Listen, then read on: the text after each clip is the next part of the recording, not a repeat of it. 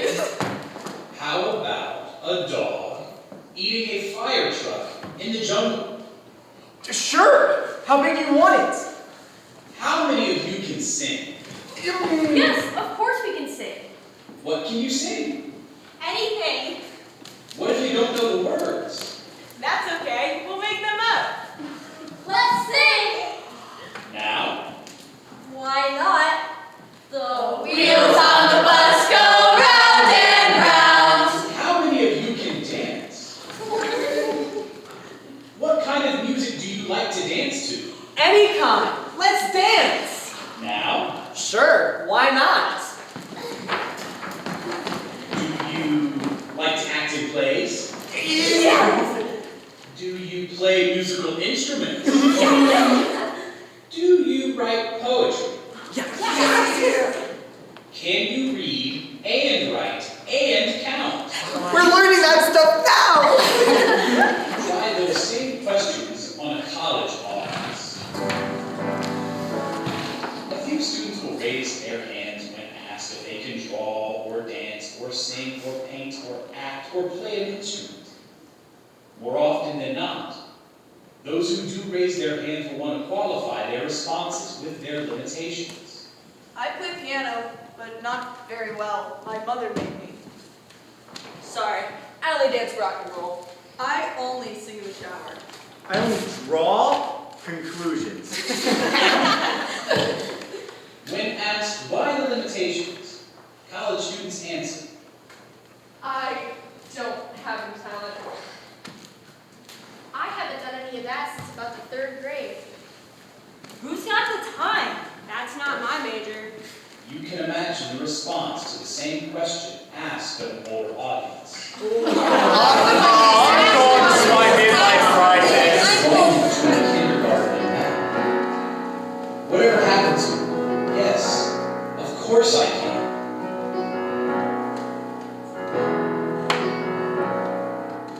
I become so caught up in my grown-up stuff. It seems I've lost spontaneity.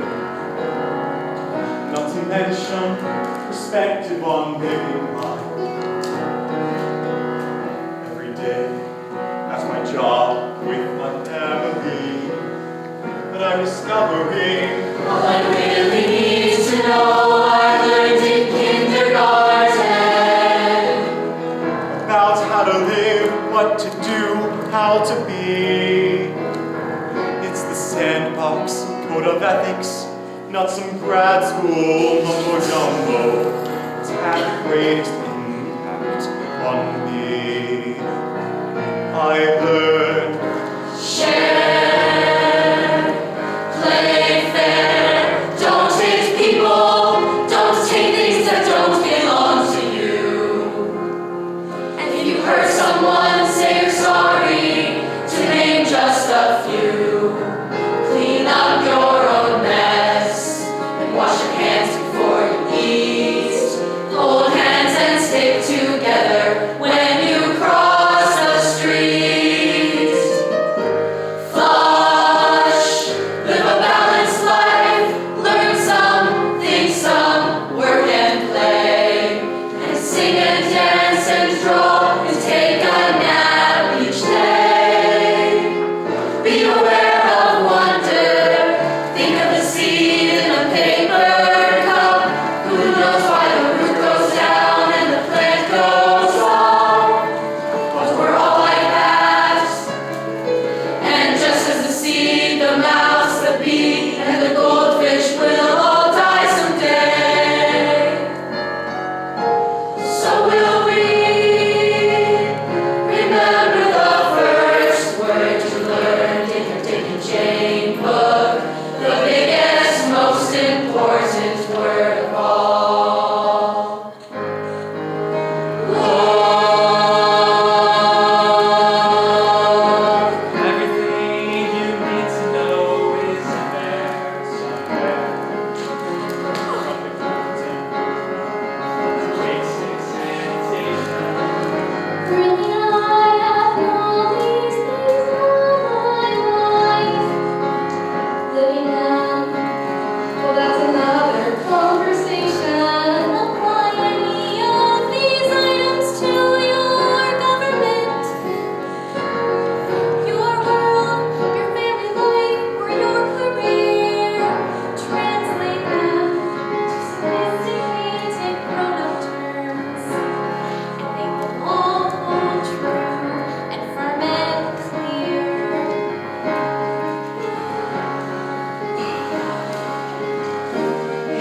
all stop to take a nap each day.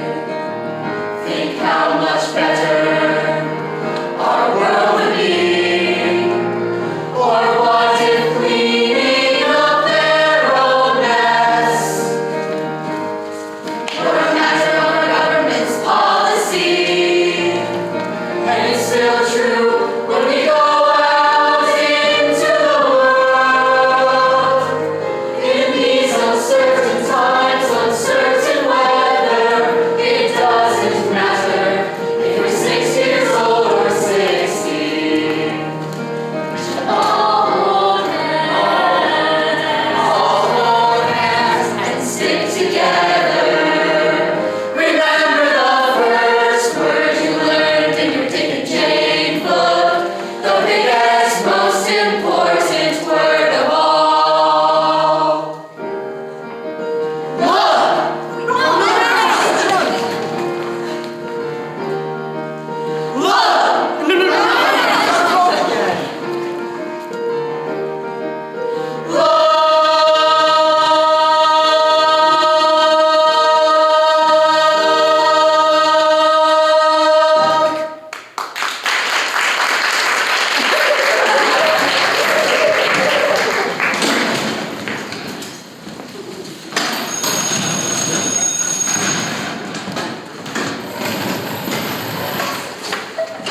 Cinderella was the title on the chalkboard marquee. Given the task of dramatizing a fairy tale for the teachers' conference, the kindergarten class decided on the classic old rags to riches tale of Cinderella. You know how it goes. Shy, agreeable protagonist, victimized by abusive step-parents, waits for wise, matriarchal figure to rescue her and deliver her transformed from codependency to bliss. In other words, if you're good looking, good at heart, and have a fairy godmother, you've got it made. It was a good choice from the teacher's point of view because there were so many characters and every child in the class could be in the play. A list of characters was compiled as the class talked through the plot of the drama. There was the absolutely ravishing Cinderella, The evil stepmother, the two wicked but stupid stepsisters, The beautiful and wise fairy godmother, the pumpkin, mice, coachmen, horses, woo! King, all the people at the King's Ball, generals, admirals, knights, princesses, and of course, the ultimate object of fabled desire, the prince, who, if you recall, was only a shoe salesman trying to push his inventory of glass slippers. The class was allowed to choose the roles for themselves. As they were allotted, each child was filled with pen and paper and sent to stand on the other side of the room while casting was completed. Finally, every child had a part. Except one. One small boy remained quiet and disengaged from the selection process. Norman. A kid who was different. Not weird, just different in the way he looked at things. Norman was always thinking. And like so many great but misunderstood thinkers, Norman was teased a lot by his classmates and was therefore forced to live on the fringe of kindergarten society. Well, Norman, said the teacher, what are you going to be? Well, I'm going to be the pig. Pig? There's no pig in the story of Cinderella. Well, there is now. Norman did not relate to being a footman or a mouse or a pumpkin. He knew his character, pig. and he was not about to give up his role in the show and go over and stand against some wall like a loser would stand. He intended to participate wherever pigs fit into the scheme of things, without giving up dignity or identity. He took it for granted that there was a place for pigs and that his teacher would know that. So what do you say to a kid who's already thinking up a costume of pink long underwear, pipe cleaner tail, and a paper cup for a nose? What do you say to an innocent little pig who doesn't see his career as an actor teetering on the brink of utter humiliation? And what do you say to all the pigs? All those who don't fit in and do not accept the available boxes and pigeonholes. So what did the teacher say at this moment? Well, sometimes teachers talk more like fairy godmothers. So be it. Norman was declared the pig in the story of Cinderella. It was And since there was nothing in the script explaining what the pig was supposed to do, that action was left up to Norman. As it turns out, Norman gave one of the all-time best walk-on parts in the history of children's theater. He decided he was Cinderella's personal pig. Wherever she went, he went. He made no sound. He simply sat on his back haunches and observed what was going on, like some silently supportive Greek chorus.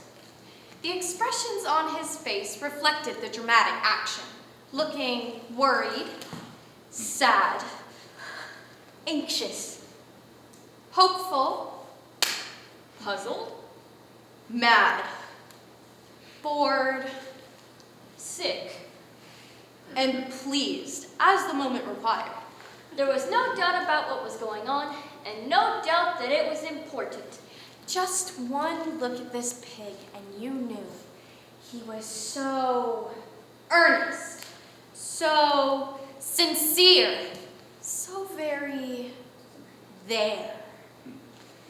Norman created such dramatic tension that people who knew how the story was supposed to end began to have doubts. At the climax, when the prince finally placed the glass slipper on Cinderella's foot, and the ecstatic couple hugged and rode off to live happily ever after, Norman finally made his move. He went wild with joy, dancing around the stage on his back feet. Whoop, whoop, whoop, whoop, whoop, whoop, whoop, whoop, whoop, whoop, whoop, and barking like a dog. Whoop, whoop, whoop. In rehearsal, the teacher tried to explain to Norman, well, even if there was a pig in the story of Cinderella, there's no such thing as a dancing, barking pig. Well, there is now. It's true, Norman, it's true. Not a dead pig. The presentation at the teachers' conference was a smash hit. When Norman danced his dance, the crowd of weary teachers laughed and cried and cheered. And when the pig stumbled out for his curtain call, the applause turned into a spontaneous standing ovation.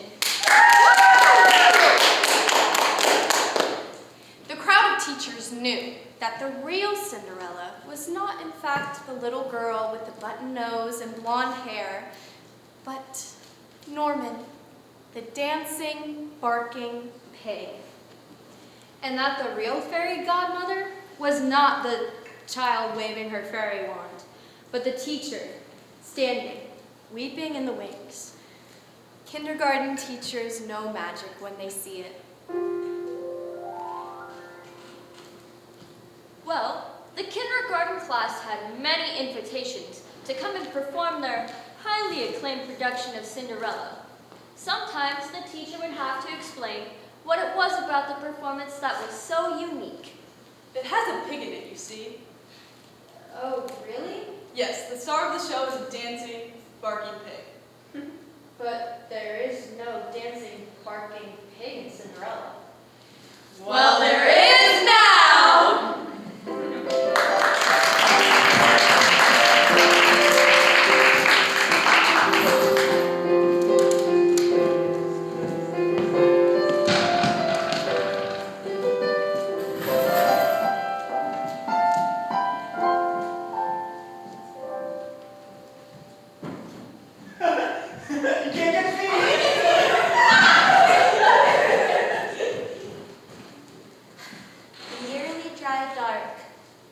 October's evening. The neighborhood children are playing hide and seek. How long since I've played hide and seek? Years? I remember how, and I can join in their game in a moment if they invited me to, but adults don't play hide and seek. Not for fun, anyways.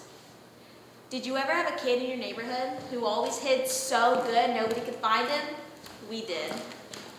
After a while, we would give up on him, leaving him to rot, whoever he was. And sooner or later, he'd show up all mad because we didn't keep looking for him. And we would get mad back because he wasn't playing the game the way it was supposed to be played.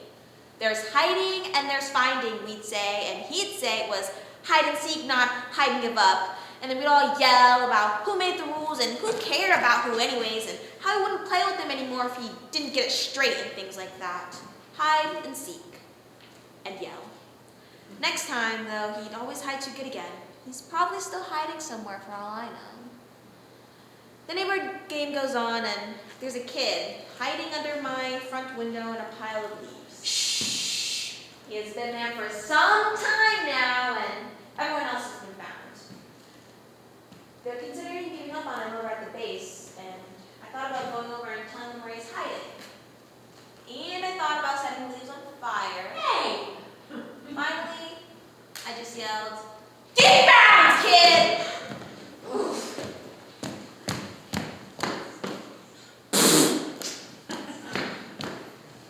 It's hard to know how to be helpful sometimes. A man I know last year found out he had terminal cancer. He was a doctor and he knew about dying, but didn't want his family and friends to suffer through that with him. So he kept a secret.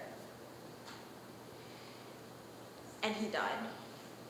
Everyone said how brave he was to bear his suffering in silence, but privately, his family said how angry they were that he didn't need them, didn't trust their strength, and they were hurt that he hadn't said goodbye. He hid too good. Getting found would have kept him in the game. Hide and seek, grown-up style. Wanting to hide, needing to be looked for, confused when found. A game I like better than hide and seek. Sardines. Now, in sardines, the person who is it goes and hides, and everybody goes looking for him. But when they find him, they don't let anybody know. Instead, they get in there and hide there with them. Pretty soon, everyone is hiding together in a heap like a pile of puppies.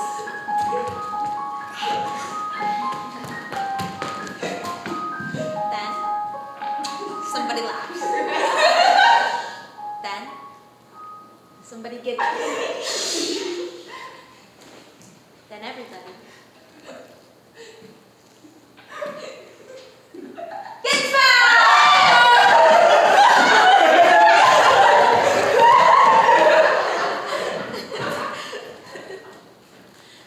By the sound of laughter, everybody gets found.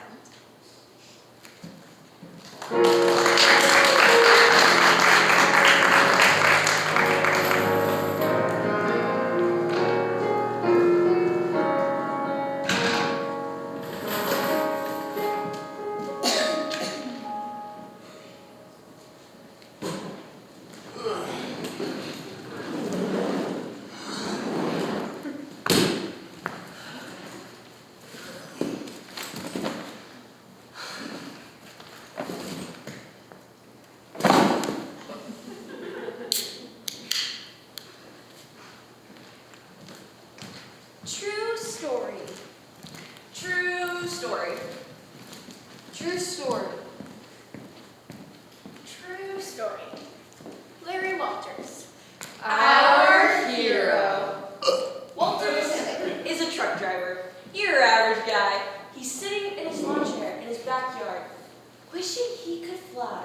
For as long as he could remember, he wanted to go up, to be high up in the air somehow, to ride the sky. But there was no way he was ever going to fly a plane, and hang gliding just seemed a bit too dangerous. So he spent a lot of summer afternoons sitting in his backyard in his ordinary old aluminum lawn chair, the kind with the webbing and rivets. Our next chapter takes place on July 2nd, 1982, and appears on television and newspapers across the country. And there's old Larry Walters, up in the air, over Los Angeles, flying at last. Really getting up there. Still sitting in his aluminum lawn chair, only now it's hooked up to 45 helium-filled surplus weather balloons. Larry has a parachute on a CV radio, a six-pack of beer, some peanut butter and jelly sandwiches, and a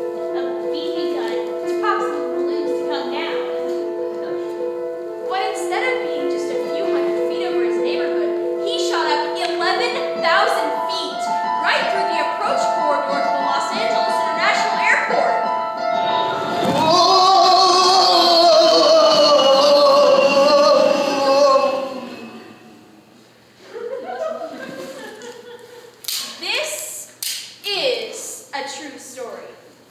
The human race sits in its chair. Some say there's nothing left to do. Others, the human situation is hopeless. Meanwhile, Larry Walters of the world are busy tying balloons to their chairs. When asked by the press why he did it, he said, You can't just sit there. When asked if he was scared, he answered. You bet. When asked if he would do it again, he said. Nope. When asked, are you glad you did it? Are you glad you did it? "Are you glad you did it?" Are you glad you did it? He grinned from ear to ear and said, Yes. Yes. Yes. Yes. Oh, yes. Yeah. Well, when the dream is all close to the heart. And imaginations apply to whatever's close at hand. everything is still possible.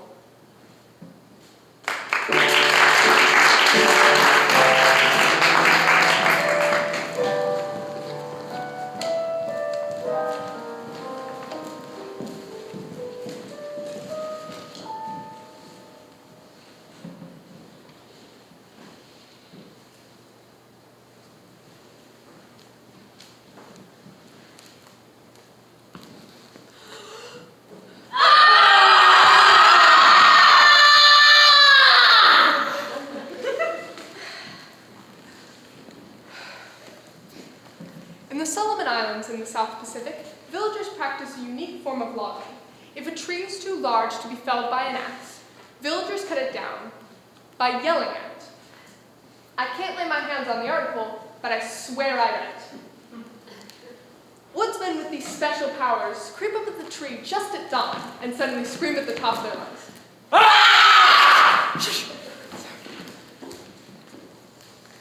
They continue to do this for 35 days. The tree dies and falls over. The theory is that the yelling kills the spirit of the tree. According to the villagers, it always works. Huh. Those poor, naive villagers. Me? I yell at my wife. I yell at the telephone. I yell at the lawnmower. I yell at traffic. At the dog! At my kids! And that machine!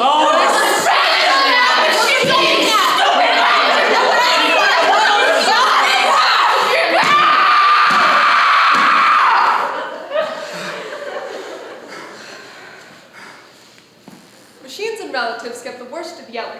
I don't know what good it does. Machines and things just sit there. Even kicking doesn't always help. As for people, well, the Solomon Islanders may have a point. Yelling at living things does tend to kill the spirit of them.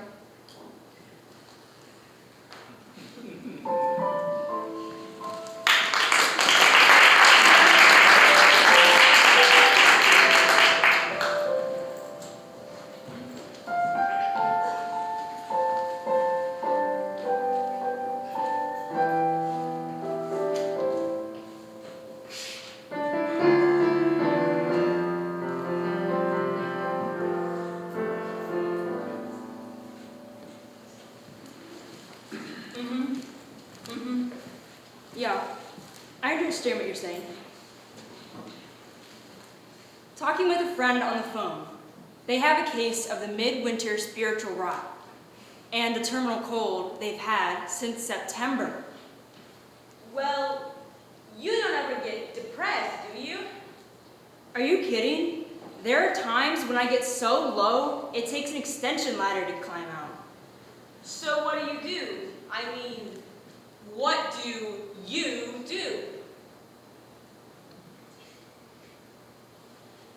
No one ever pinned me down quite like that before.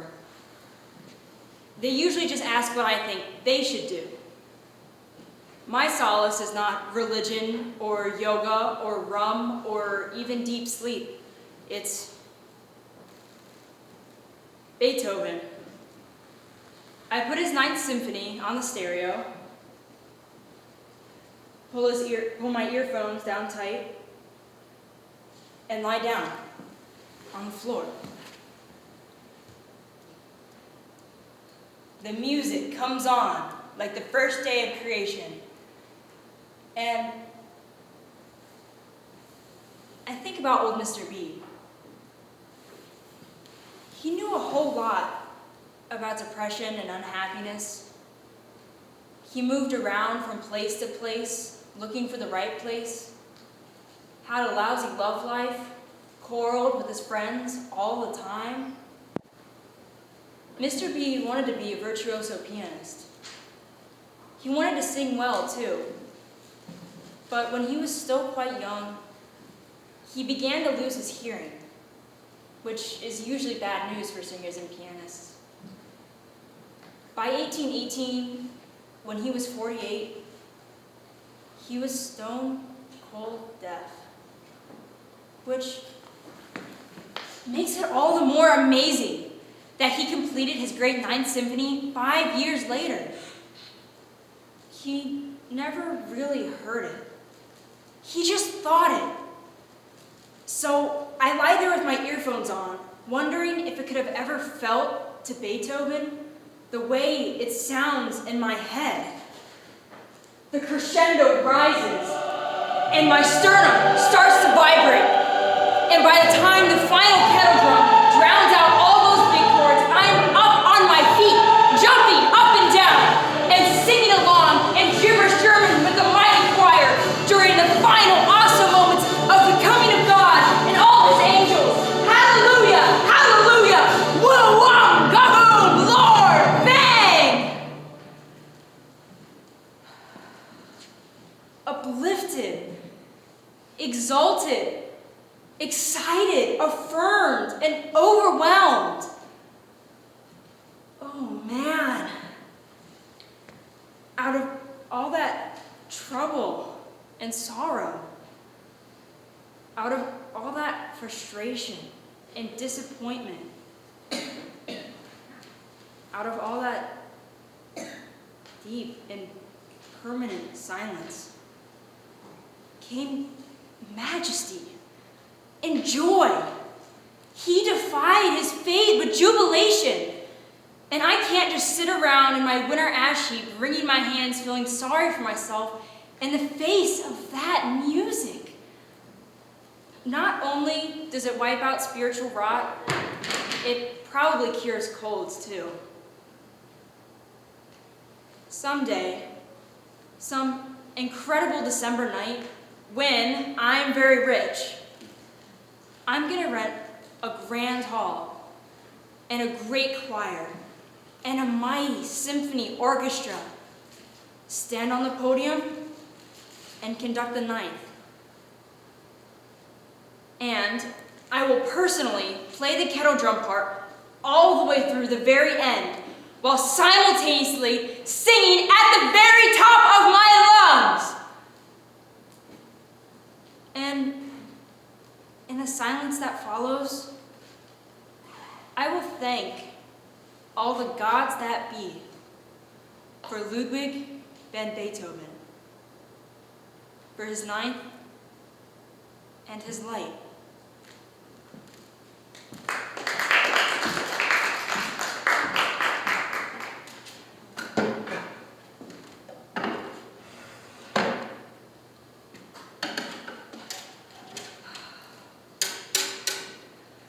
Oh man!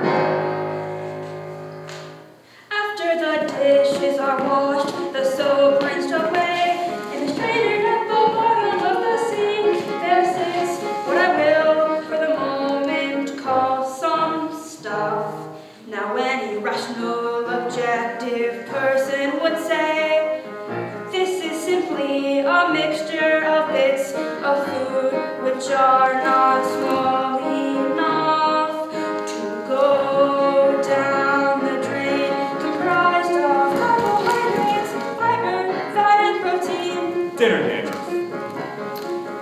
Further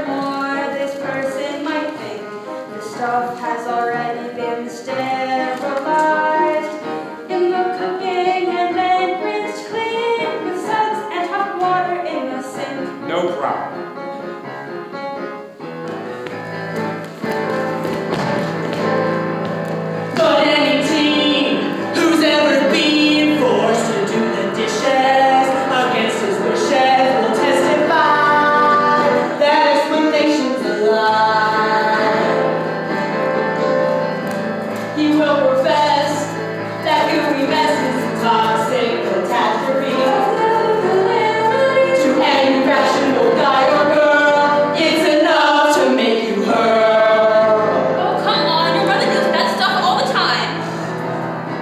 About my mom, whatever else I might say, she'll reach into that strainer any old day and pick up that lethal gun with her bare hands,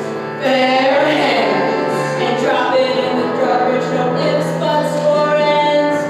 To top that, I once saw her drag her fingers through the wet garbage bag, searching through that sludge with care for an old teaspoon that fell in there, barehanded, a kind of reckless bravery.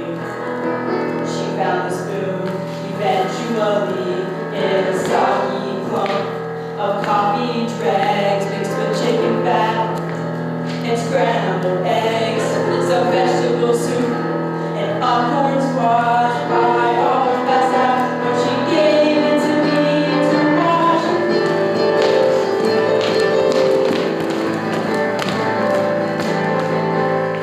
Once my French teacher happened to feature the word ordure in a lesson. Ordure. It meant disgusting mess, and let there be no doubt I knew what she was talking about. Ordure. I see that ugly side in the strainer at night when my mother heard my exciting new word during dishwashing duty. She gave me a snooty, my Sunday idiot look, right out of the book, said she had the suspicion that the food I just eaten was at that very moment in my stomach, just about the same condition, rotten.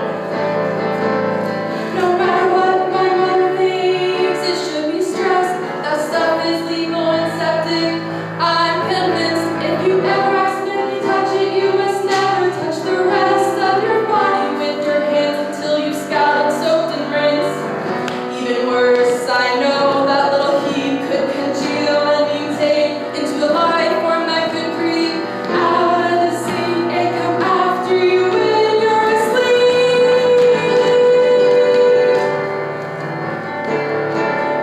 Come to think of it, my dad never came within 3 feet of the sink in his life. He was just lazy in the opinion of his wife. But I knew that he knew what I knew about the gunk. I told him once, somehow I doubt that Jesus ever had to clean that gunk out. He agreed. My dad. It was the only theological discussion we ever had.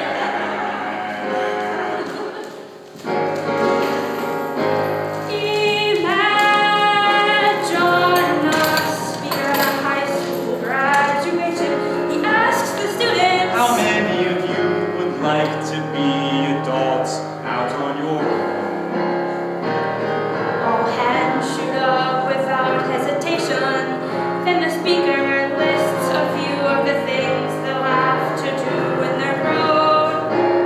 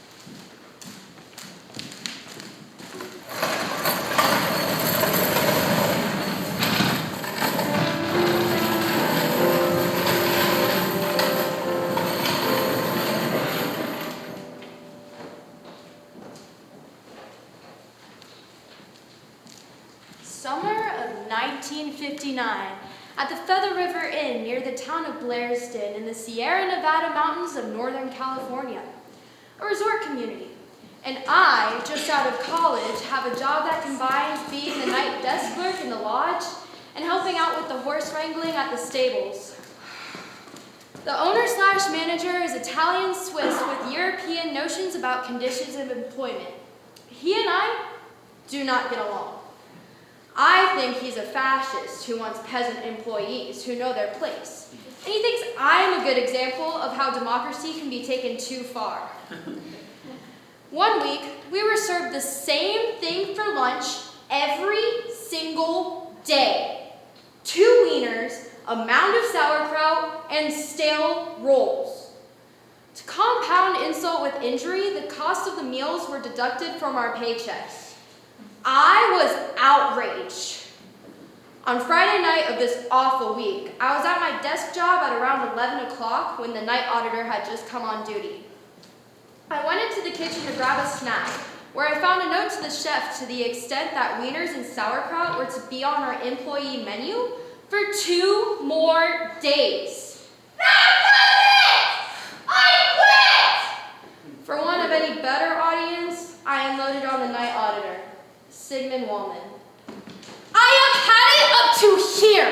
I'm gonna get a plate of wieners and sauerkraut, wake up the owner, and throw it on him! I am sick and tired of this crap and insulted, and nobody's gonna make me eat wieners and sauerkraut for a whole week and make me pay for it! Who does he think he is? How can life be sustained on wieners and sauerkraut? This is un-American! I don't even like wieners and sauerkraut enough to eat it for 1 day, for God's sake! And this hotel stinks anyway. All the guests are idiots, and all the horses are nags, and I'm packing my bags and heading for Montana, where they haven't even heard of wieners and sauerkraut and wouldn't feed that stuff to pigs! Something like that. I went on like this for about 20 minutes and needn't repeat it all here. You get the drift. I delivered my monologue at the top of my lungs, punctuated by blows. Blows on a front desk, the kicking of chairs, and much profanity. A call to arms. Freedom! Unions! Uprisings! And the breaking of chains for the working masses! As I pitched my fit, Sigmund Wallman watched with sorrowful eyes. He's got good reason to look sorrowful. Survivor of Auschwitz. 3 years. German Jew. He liked being alone at the night job. It gave him intellectual space. It gave him peace and quiet. And even more, he could go into the kitchen and have a snack whenever he wanted. All the wieners and sauerkraut he wanted. To him, a feast. Even more, there was no one around to tell him what to do. In Auschwitz, he dreamed of such a time. The only person he sees on this night job is me, the nightly disturber of his dreams. Our shifts overlap for about an hour, and here I am again, a one-man war party at full cry.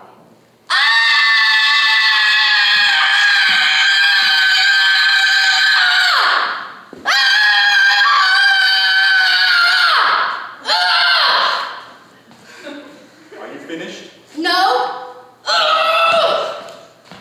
Why? Listen to me. You know what your problem is?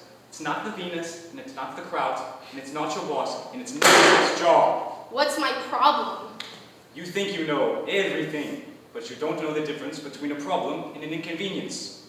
If you break your neck, if your house is on fire, if you've got nothing to eat, then you've got a problem. Everything else is just inconvenience. Life is inconvenience. Life is lumpy. You learn to know the difference someday. And then, you'll stop ignoring people like me so much. Good night.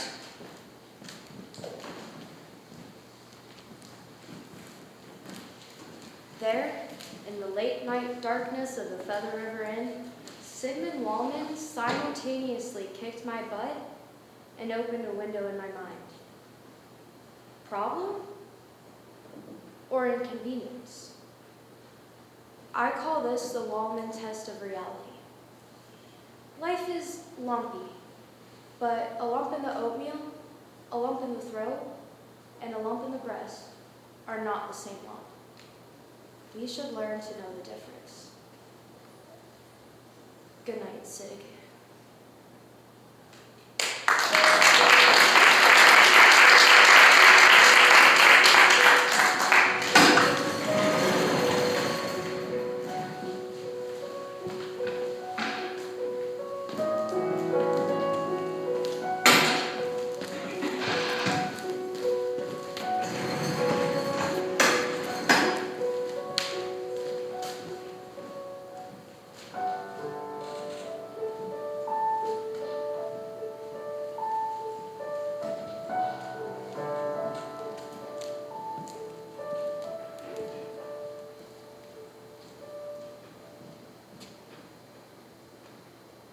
There's a bench in the city where I live. Its structure is simple. 3 slabs of smooth gray granite. And, having checked with a compass to be certain, I can tell you that this bench has been carefully placed so that the long sides face east and west and the short ends point north and south. This sturdy seat has been placed with purpose on the highest ground of the highest hill in the city, so that when the sky is clear on a summer's morning, you can see almost 60 miles in 3 directions.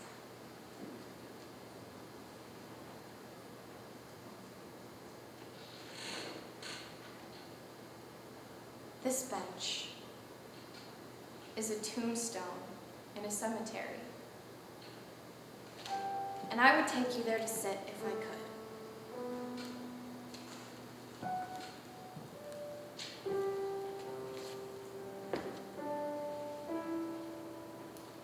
You wouldn't feel uncomfortable sitting on it, I promise. In fact, you wouldn't even know what it is at first. It's right on the edge of a paved lane that curves through the burial grounds. It's placed there so that people are clearly invited to use it. Placement of the bench, consciousness of the view, all say that someone went through a lot of trouble to be useful in death. A parting gesture of quiet generosity has been made.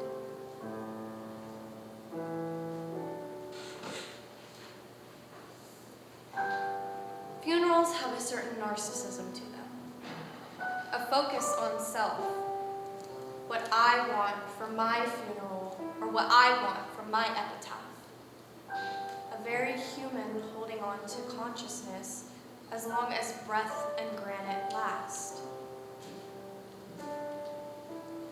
But to me, tombstones are markers of loneliness. But this bench is another story, unique. First of all, there's no conventional epitaph, no dates, just an open invitation to sit and think. What marks this grave is the gift of silent companionship that bridges loneliness.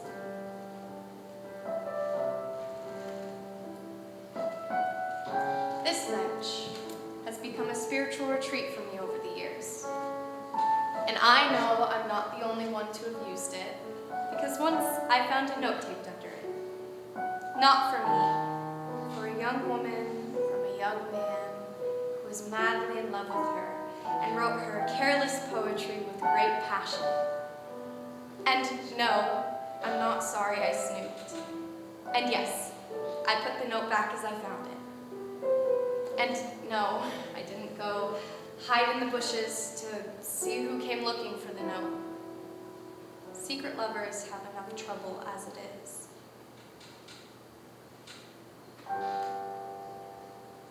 But it was on this bench, a summer morning after one of those milestone birthdays that I came to the moment where one crosses over from the abstract intellectual knowledge that all human beings die to the active realization that I will die.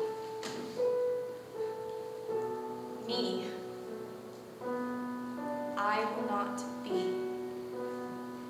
Sooner or later. Not only did I realize that I will die, but I walked away thinking, well, it's okay. I connect that moment of enlightenment with the peculiar sanctuary of the bench and whoever provided it. This bench will last hundreds of years. Many people will sit on it and think not of the name of its owner, but of the nameless joys of this sweet life and the mystery of death, and how utterly amazing it all is. And that somehow, sometimes, things are just as they should be.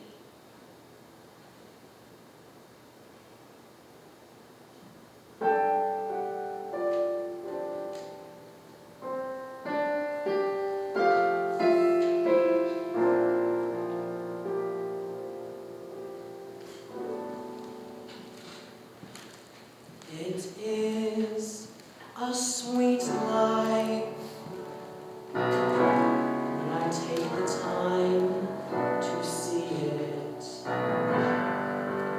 and there is wonder inside me if I can find a way to free it. Sometimes it seems so easy. Walk through my life with my eyes closed, too hard and struck, but every so often, even in my mind's darkest night, there comes streaming through my window fragment light. A glimpse of truth for me to partake, and I might miss it if I'm not awake. How can I live in the dark when I could be part of that light? How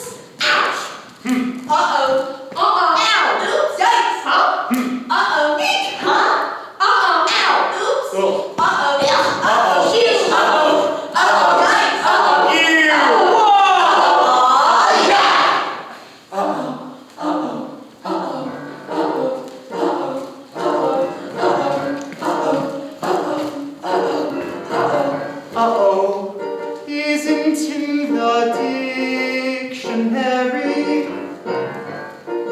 You hardly ever see it on the page, But it's part of our vocabulary. And has been since the diaper age. What did Adam say to Evie? Moments after he began to chew on the apple she gave him, well, I believe he said, and she understood him too. Millions of sounds have come and gone throughout history as we've reached for ways to communicate more effectively. The most potent words we use in many cases have been grunts and moans, together with shrugs and funny faces.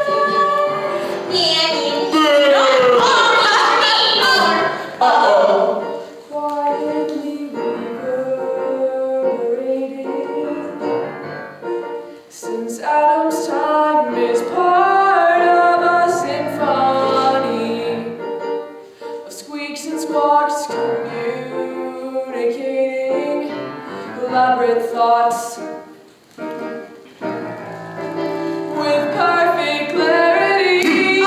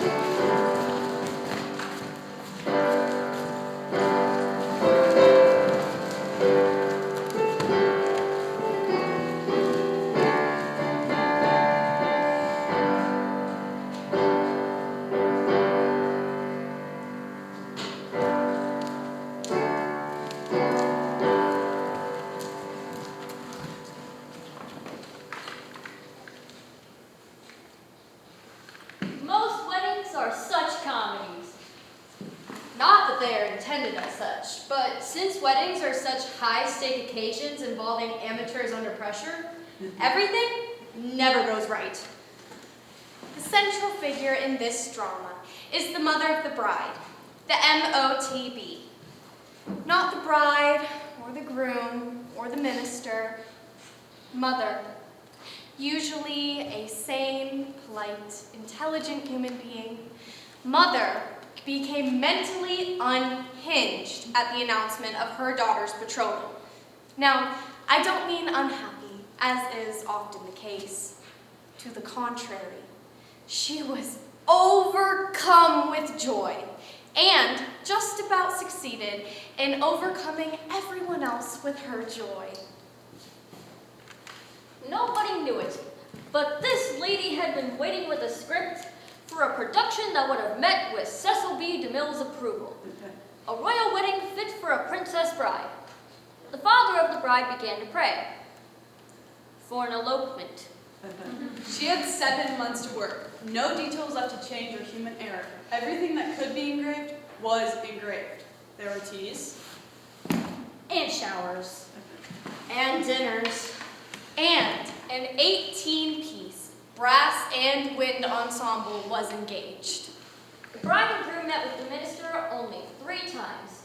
The MOTB was in his office more than the cleaning lady.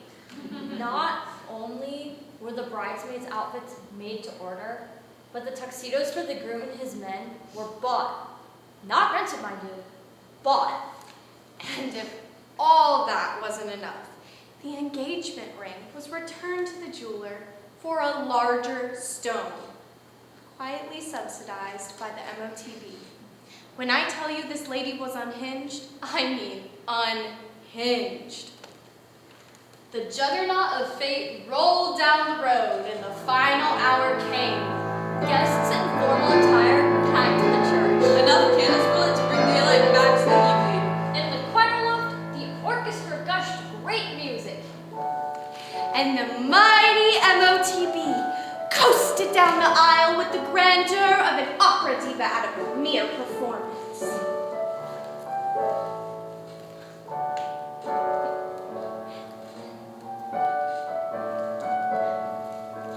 Never had she taken her seat with more satisfaction. She had done it. She glowed, beamed, Smiled. Inside, the music softened. The 9, count them. Chiffon drapes bridesmaids lockstep down the long aisle. and the groom and his men marched into place. Finally, the wedding march thundered from the orchestra. Here comes the bride. Preceded by 4 enthusiastic mini princesses, chunking flower petals. And 2 munchkin ring bearers, 1 for each ring.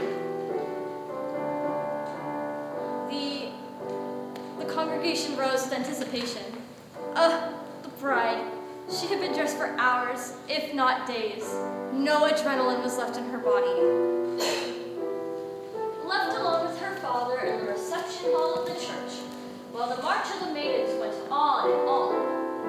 The bride had walked along the table, loaded with formations, and sampled first the little pink. In yellow. And green mints.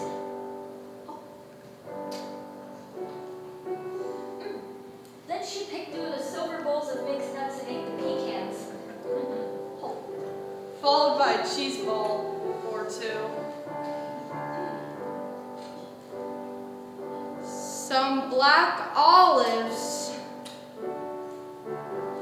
A handful of glazed almonds. A little sausage with a frilly toothpick stuck in it.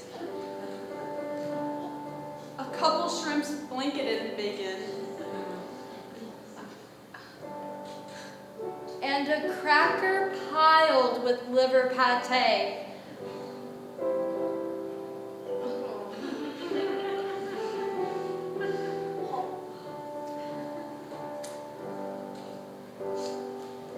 To wash this down, a glass of pink champagne. Her father gave it to her to calm her nerves.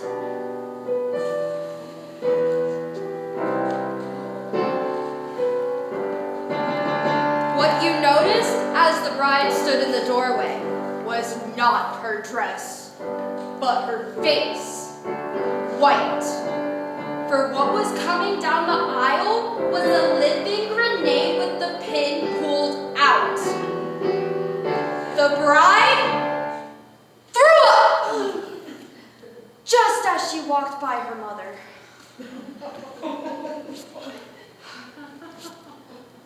And by throw up, we don't mean a polite herb into her handkerchief. She puked.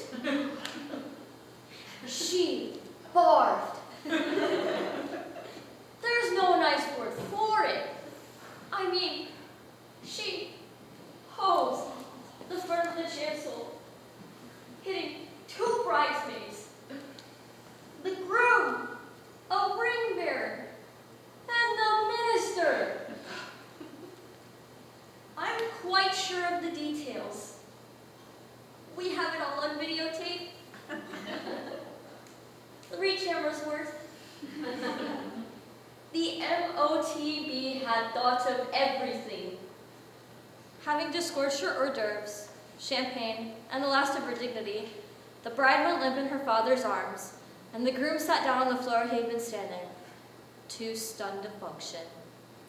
And the mother of the bride moaned, slumped over, and passed out cold.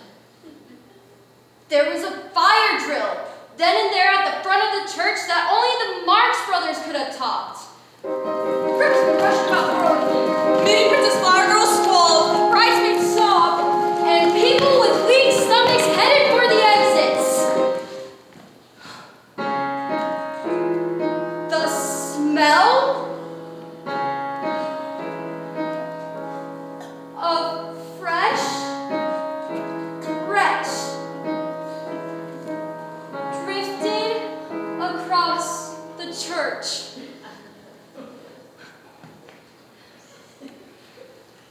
Only 2 people were seen smiling. One was the mother of the groom, And the other was the father of the bride. What happened next? Well, we all went back to real life.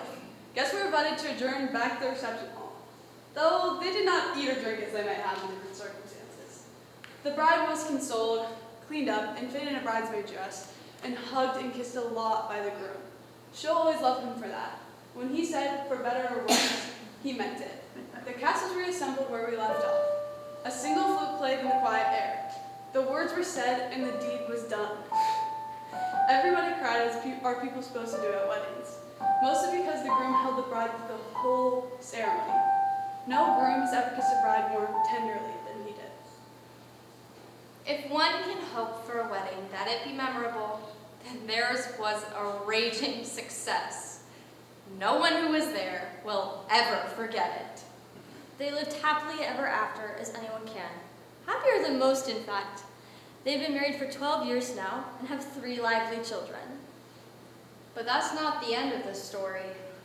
On the 10th anniversary of this disastrous affair, a party was held. Ding dong! A feast was laid, best friends invited. And 3 TV sets were mustered.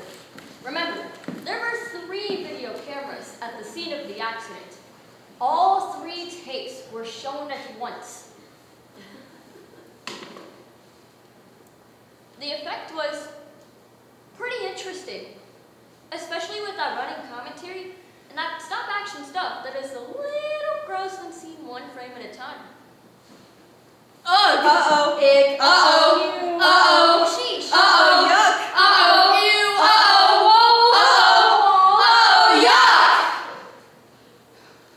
The part that got cheers the most was when the camera focused on the grin of the father of the bride as he contemplates his wife being revived.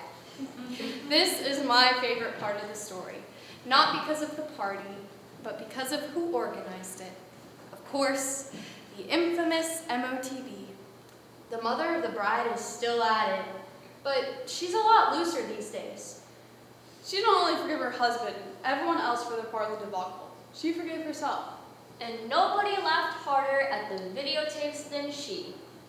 There's a word for what she has. Grace. And that is why that same grinning man has been married to her for 40 years, and why her daughter loves her still.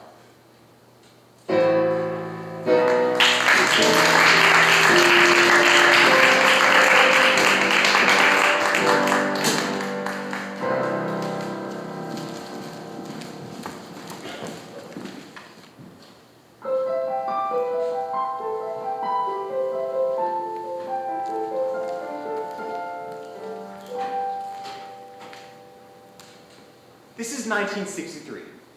From deep in the canyoned aisles of a supermarket comes what sounds like a small-scale bus wreck, followed by an air raid. If you followed the running box boy, armed with mop and broom, you would come upon a young father, his 3-year-old son, an upturned shopping cart, and a good part of the pickle shelf, all in a heap on the floor. The child, who is not hurt, sits in a small lake of pickle juice and is experiencing what might nicely be described as significant fluid loss. Tears mixed with mucus from running nose, mixed with blood from a small abrasion on the forehead, mixed with saliva drooling from mouth that is wide open and making a noise that would drive a dog under a bed. The father has remained amazingly quiet and still in the face of this catastrophe.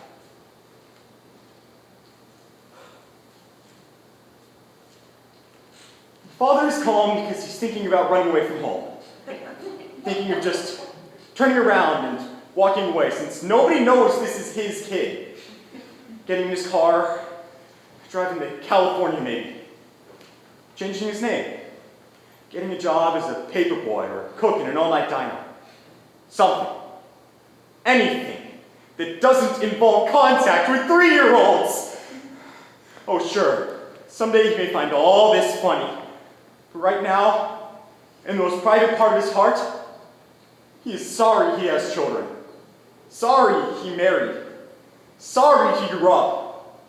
And above all, he is sorry that this particular son cannot be traded in for a model that works.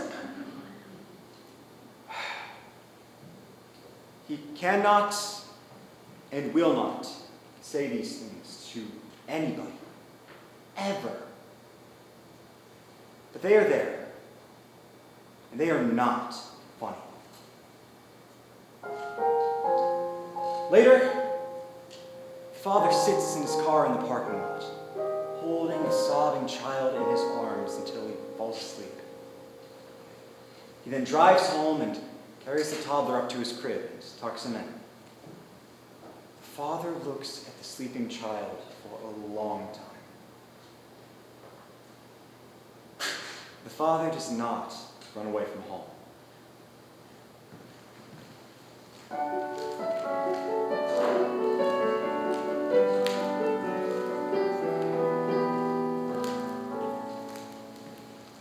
This is 1976.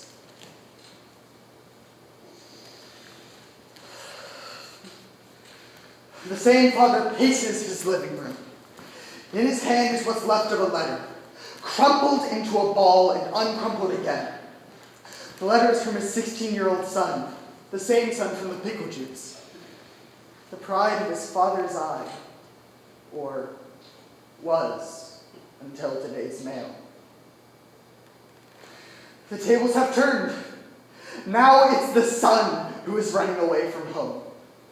He says he hates his father and wishes he never had one. He says the father is a jackass, a jerk, and a failure as a parent, and ends with, "You can kiss my ass and drop dead." The father is shouting at the ceiling, "Why me? Why me? Why me?" Well, the answer is simple. He has a son. The son is 16. Shit happens. Someday, some long day from now, he may laugh about even this, but for the moment, there is only anguish.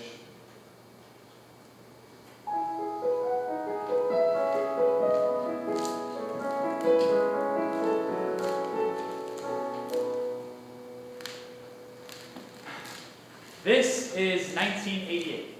Same father, same son. And they're still running, out jogging at 6 a.m. The son is 28 now, married with his own 3-year-old son. Whew. The father is 50. As the father and son cross the busy street, the son looks both ways, with his hand on his father's elbow, to hold him back from the danger of oncoming traffic. And you can hear them laugh as they run up the hill into the morning. And when they sprint toward home, the son does not run ahead of his father, but runs alongside his father, at his father's pace. They love each other, a lot. You can see them. They've been through a lot together, so they work to take care of their love. Well, there will be times when they will be mad at each other again. And there will be times when they love each other. And one of their favorite stories will always be Once upon a time in a supermarket.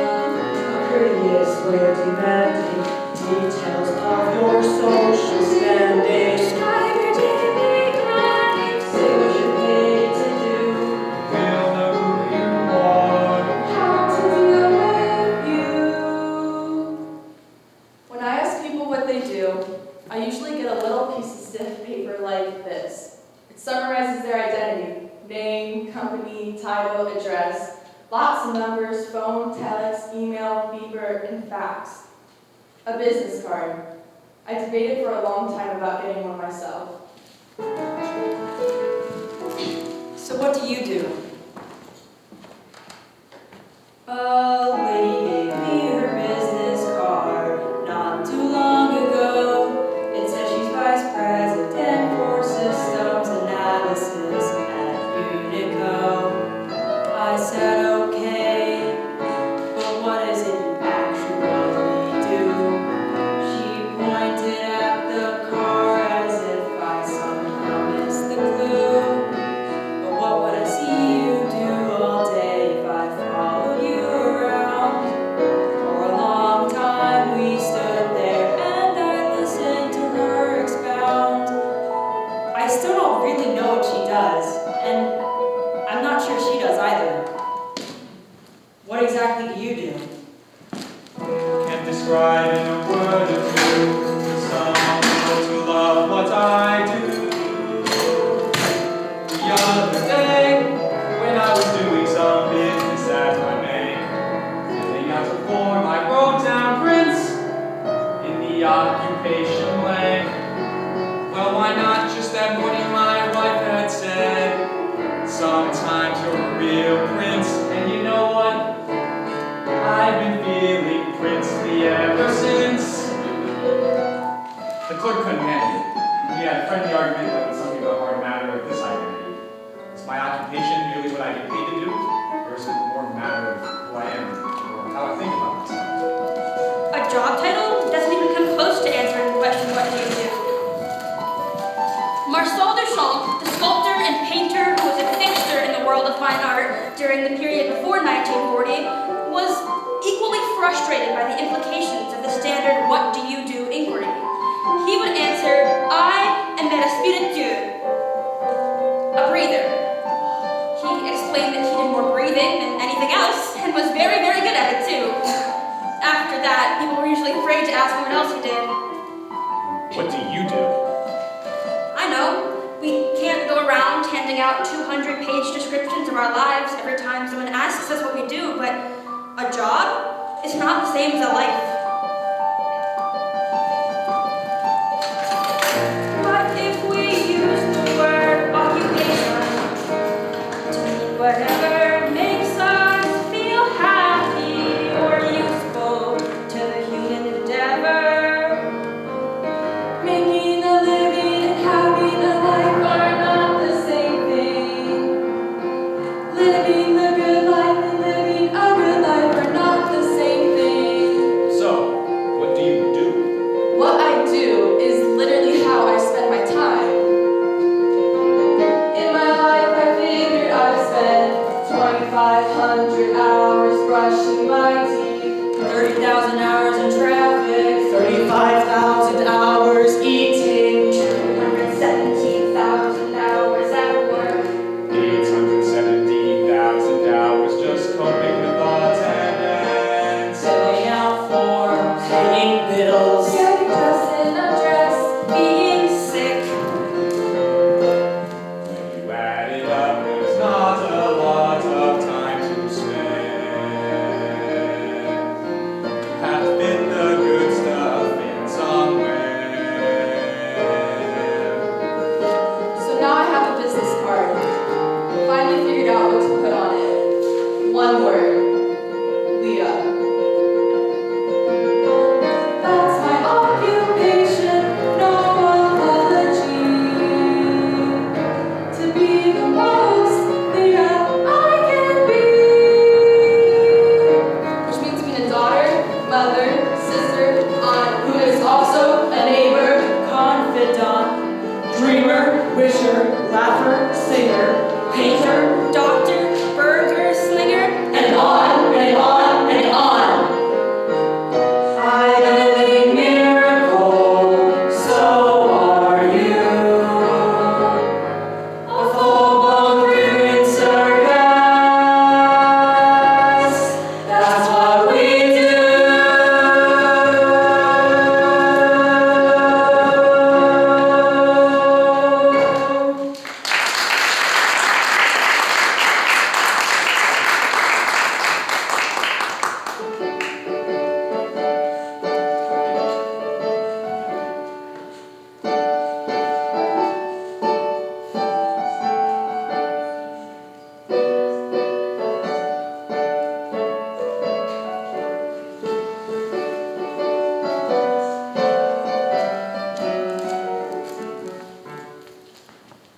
This is my neighbor.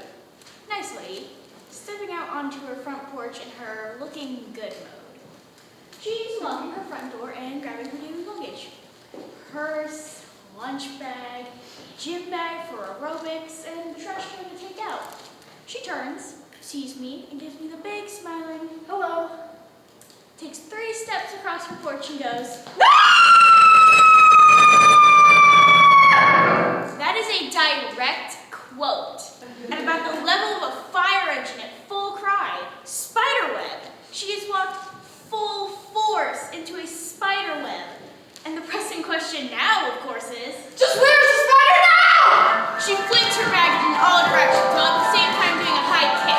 Jitterbug sort of things, like a crazed stork in heat. Twitches at her face and hair. Tries to unlock the door. Tries again. Breaks the key off in the lock. Runs for the back of the house with the Doppler effect of,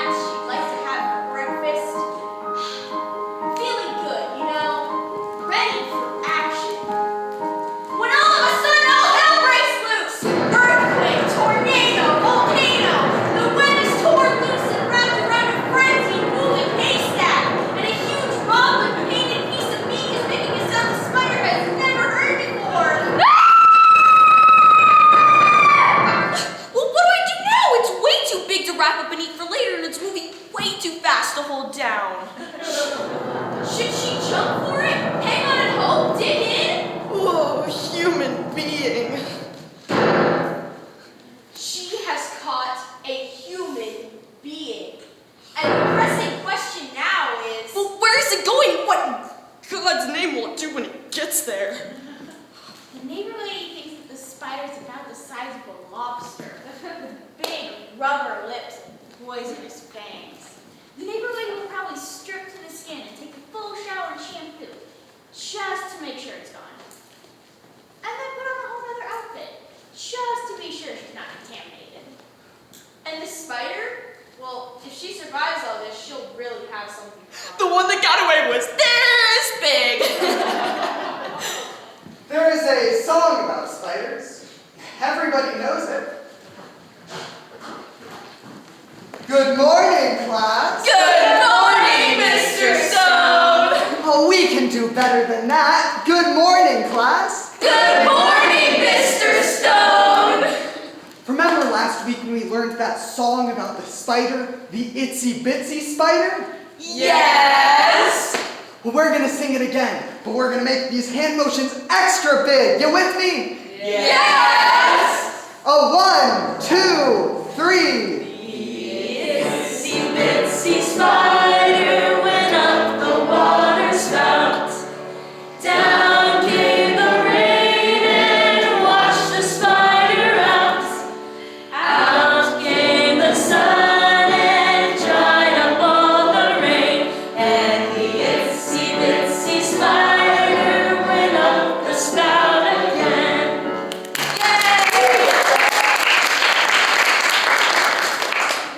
What's the deal here? Why do we all know that song, and why do we keep passing it on from generation to generation? Especially when it puts spiders in such a favorable light. I mean, out of all the times you have heard it sung, have you ever heard anybody go, no? Maybe it's because it puts the life adventure in such clear and simple terms. Human beings have been coping with the disasters and catastrophes for a long time. We are survivors, and we teach our kids about that. And maybe spiders tell their kids about it too, in their spider sort of way. The small creature is alive and looks for adventure. Here's the drain, a long tunnel going towards some light. The spider doesn't even think about it, just goes. Disaster befalls it! Rain, flood, powerful forces, and the spider's flushed down and knocked far beyond where he started. Does the spider say, Aw, to hell with it. sun comes out, clears things up, dries off the spider. And the small creature goes over to the drain pipe, looks up, and thinks, I really want to know what's up there. but it's a little wiser now. Checks the sky first, looks for better toe holds, says a spider prayer, and heads up through Mystery. toward the Lights. and Wherever.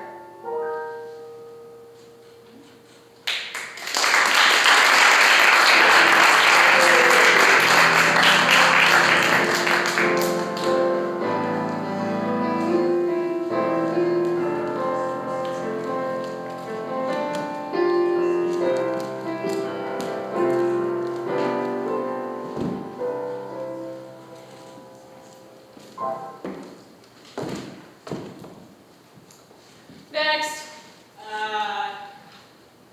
Where? Next. Have you completed the form? Where am I? Have you completed the form? Sure was a long climb up. Yes. Have you completed the form? Almost. Almost? Yeah, I had a question. Where is it? The question. Yeah. Well, That one of the blanks? which blank? The one that says religion blank. Do you believe in God? Do you believe in God? in Howard. Howard? You believe in Howard? Well, it all has to do with my mother's maiden name. Your mother's maiden name was Howard, and she had this big family in Memphis, the Howard family. So I grew up thinking of myself as a member of the Howard family. What does this have to do with religion?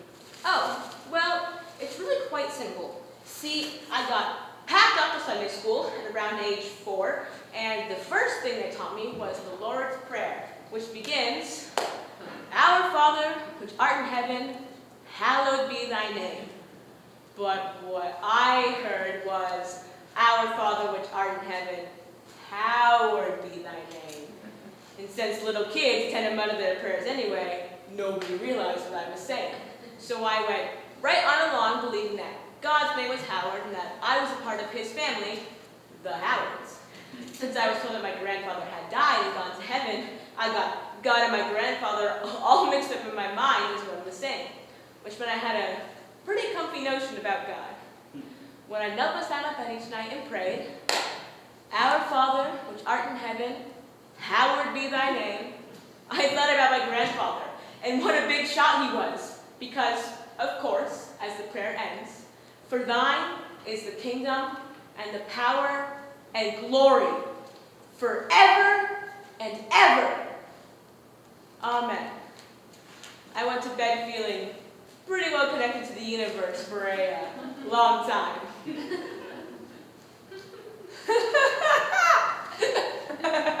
You're putting me on, right? No, I belonged to the whole big scheme of things. I lived and worked and had my being in the family store.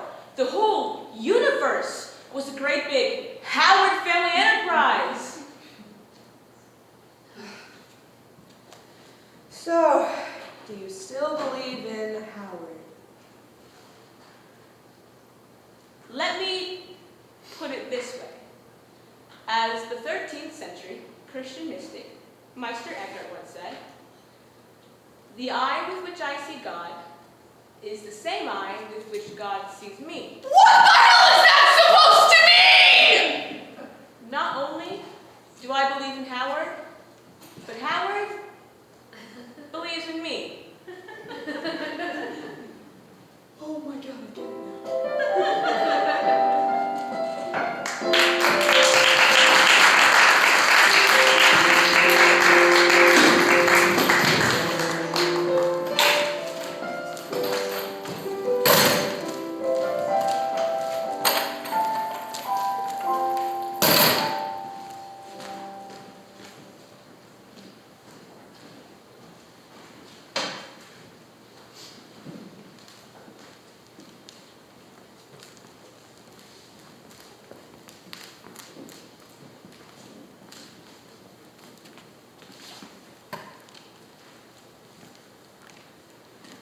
It's February, and I have an appointment for a physical. In the waiting room, there are two people much older than I. Nice-looking, tidy, intelligent-looking couple, both probably in their 80s. Here to see the doctor too, I guess.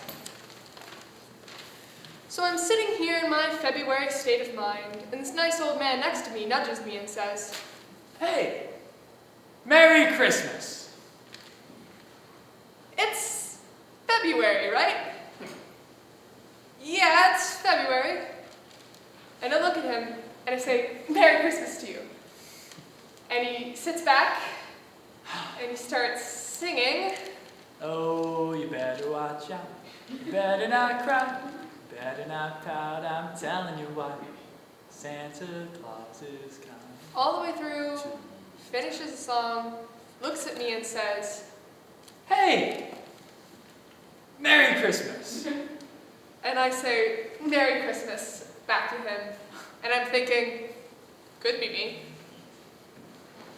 Fred Jones, come on back. Well, a nurse comes for him and he goes off.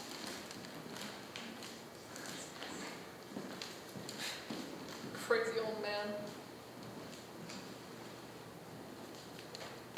We've been married for 60 years, and Fred's 87 now.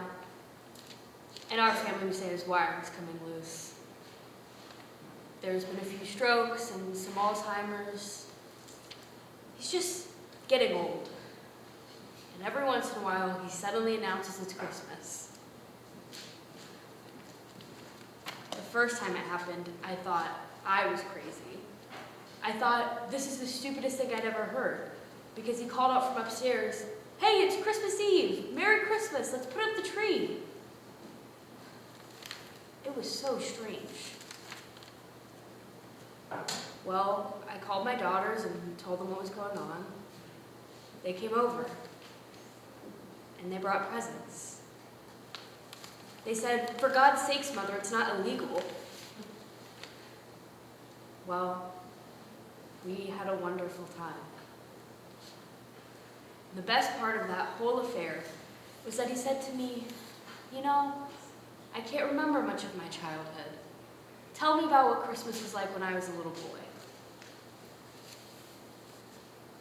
Well, he had a terrible childhood. His mother was a drunk, his father ran away. He was virtually orphaned and had to leave home when he was very, very young. I didn't want to tell him about all that. So I did something I have never done or thought that I would do in 60 years with this man. I lied to him. I told him about the Christmas he got a rocking horse, and the Christmas he got a bicycle, and the Christmas he was in the pageant. And he loved it. And we had a wonderful time. It was one of the best Christmases we've ever had, even if it was in July.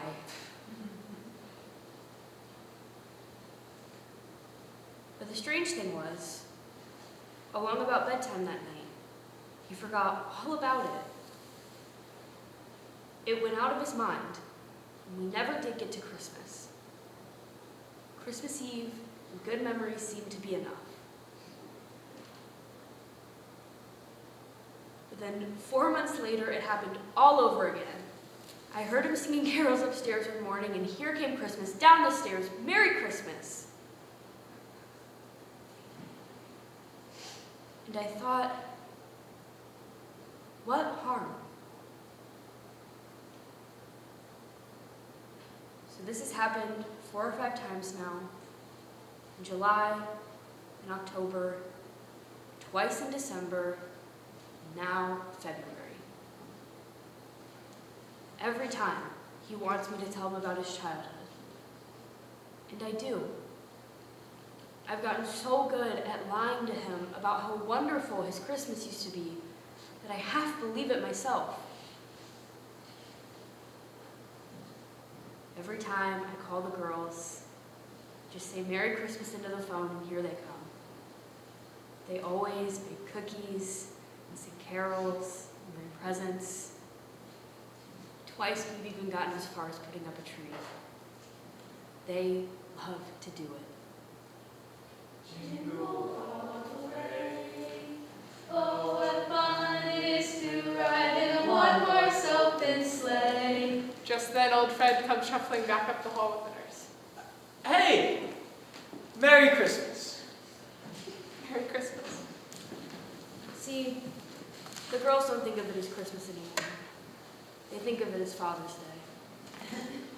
And I think of it as Valentine's Day. Merry Christmas.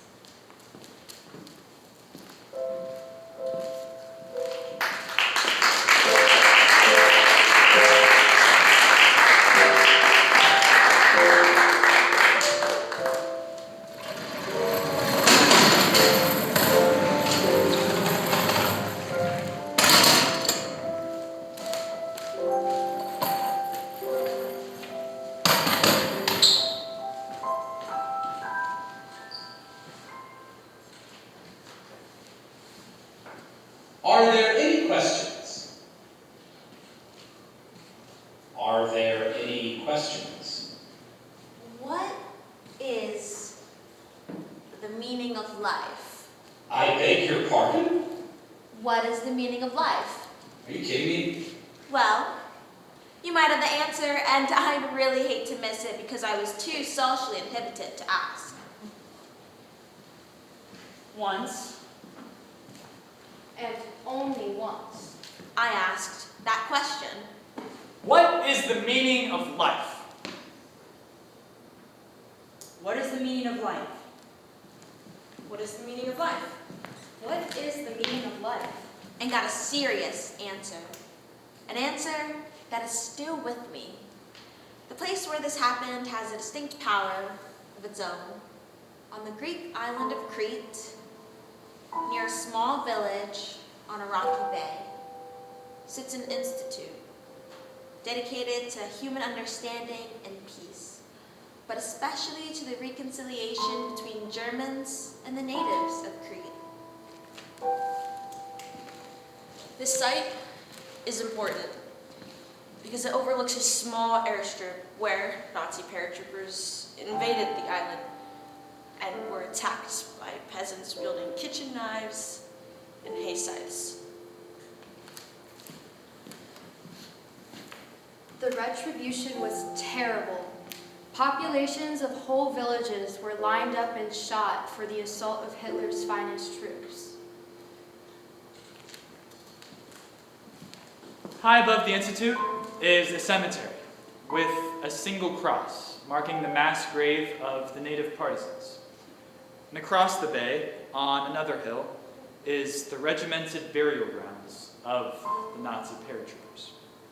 The memorials are placed so that all may see and never forget.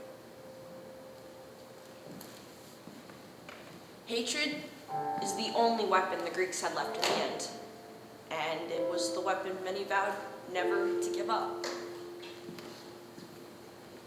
In this historical place, where the stone of hatred is hard and thick, an institute devoted to healing the wounds of war is a fragile paradox. So, how has it come to be here? The answer is a man, Alexander Papaderos, doctor of philosophy, teacher, politician, son of this soil.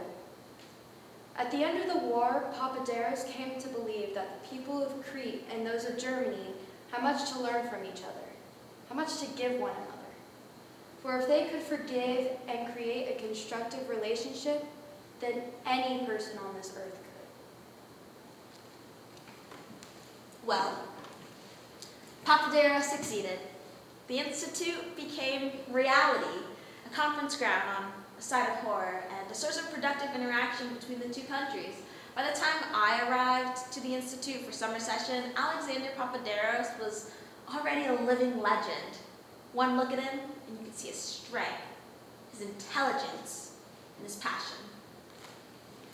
At the end of the last session of a 2-week seminar, Papaderos rose from his chair in the back and walked to the front of the room, where he stood in the bright Greek sunlight of an open window and looked out. We followed his gaze across the bay to the iron cross marking the German cemetery.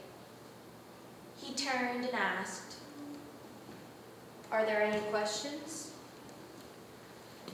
Quiet quilted the room. These past 2 weeks had generated enough questions for a lifetime. But for now, there was only silence. So I asked, Dr. Papaderos, what is the meaning of life? People laughed at the absurdity of the question, and they stirred to go. He raised his hand and stilled the room. I will answer this question. So he reached into his leather billfold and pulled out a very small, round mirror. What he said went like this. When I was a small child, we were very, very poor and lived in a remote village. One day, on the road, I came across pieces of a broken mirror. A German motorcycle had been wrecked in this place.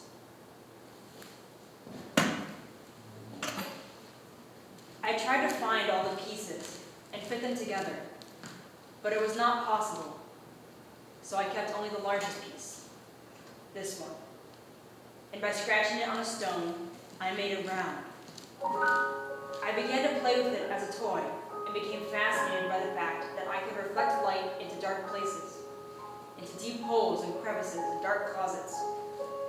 It became a game for me to try to get the light into the most inaccessible places I could find. I kept the little mirror, and as I went about my growing up, I would take it out in idle moments to renew the challenge of the game. But as I became an adult, I realized this was more than just a game, but a metaphor for what I might do with my life. I came to understand that I am not the light or the source of the light, but the light, Truth, understanding, knowledge is there. And it will shine in dark places only if I reflect it. I am a fragment of a mirror, whose whole design and shape I do not know. Nevertheless, with what I have, I can reflect light into the dark places of this world, into the black places in the hearts of men, and change some things in some people. Perhaps others may see and do likewise. This is what I am about. This is the meaning of my life.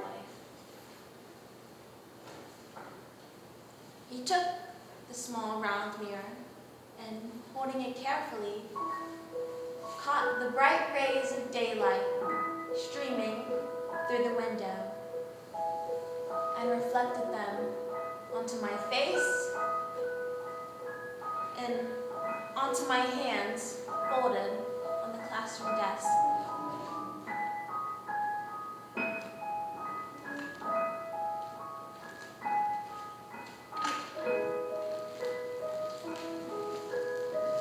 Are there any questions?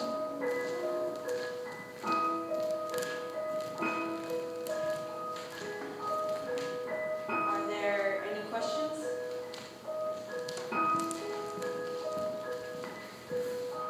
Are there any questions?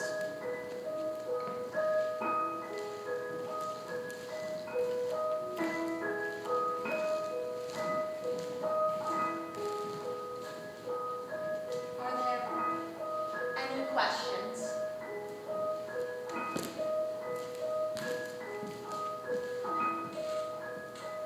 Are there any questions?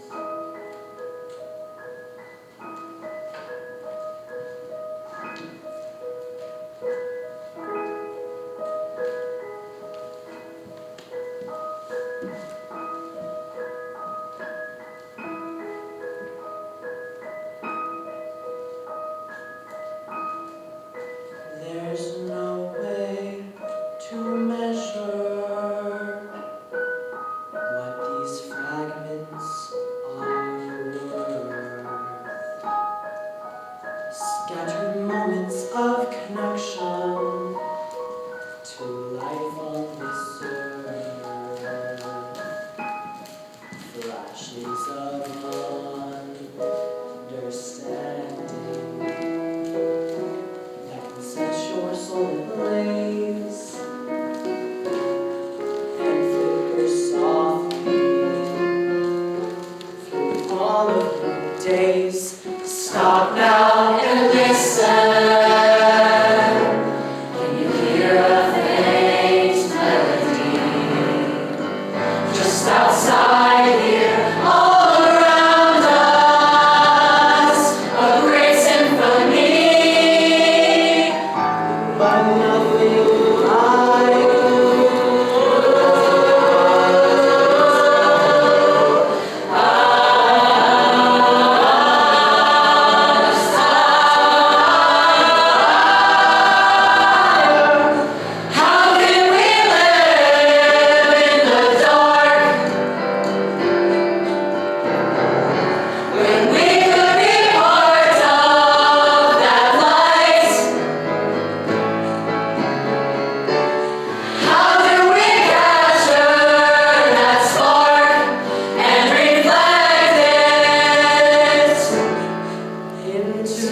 love.